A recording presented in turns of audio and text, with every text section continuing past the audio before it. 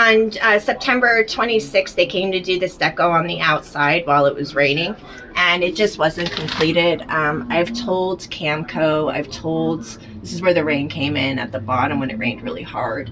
I've told CAMCO this is what's going on.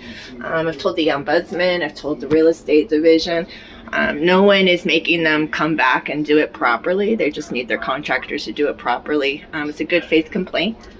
It's already been approved. There's really no reason to continually deny it and delay it. They won't do any of the remediation here. Obviously, they were going to leave this wall. You can see the line where the sewage was. Here's where it's at the bottom. From January 24th, damaged cabinet, all that wonderful stuff. From January 24th, 2025, they allowed this drainage pipe to leak. They knew without a doubt it was leaking the CAM and the broker from upstairs.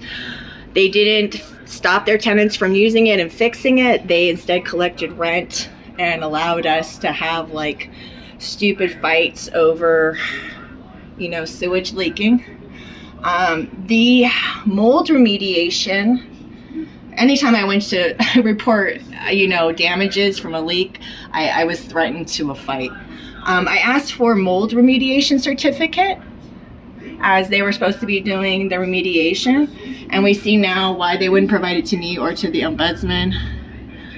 The owner of CAMCO is on the Office of the Ombudsman's Division of Oversight for years, so I guess, you know, they're allowed to destroy people's property and encroach and not pass forward needed repairs. All right, I'm going to cover this up and take you to the bathroom. In the meantime, I'll let you know that the clubhouse we have is being condemned. It has building code violations under CAMCO. The carports have building code violations due to them using licensed and unlicensed vendors to rip out the electric. My family and I have spent thousands of dollars repairing the ceilings constantly. They keep making these people come and cut open our ceiling. We reported this in November 2024 that this needs to be fixed. There's holes in the subfloor. They continually try to send unlicensed vendors to work outside of their scope. And they wanted to take the subfloor down from the bottom, which would be another CAMCO specialty building code violation. Building code says you have to take it from the top. All the licensed contractors say you have to take it from the top. There's subfloor, there's overlay, and then there's concrete on top of that. So how the heck they would be able to take it down from the bottom without destroying the joist and nail it back in, and or just do remediation from the bottom when there's layers and layers that are affected. So it's just not possible. So they absolutely need to fix this. NRS 116 says this is part of HOA property, it's structural. The CAM, nor will the ombudsman or anybody, you know, confirm or deny that. They won't send a contractor for it.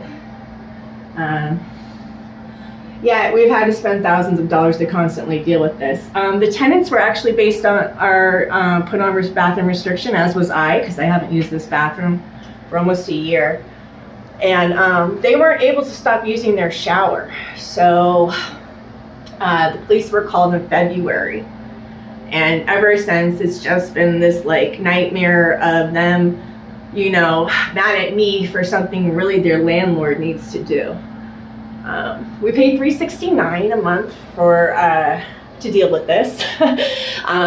Jennifer's lied to the insurance company.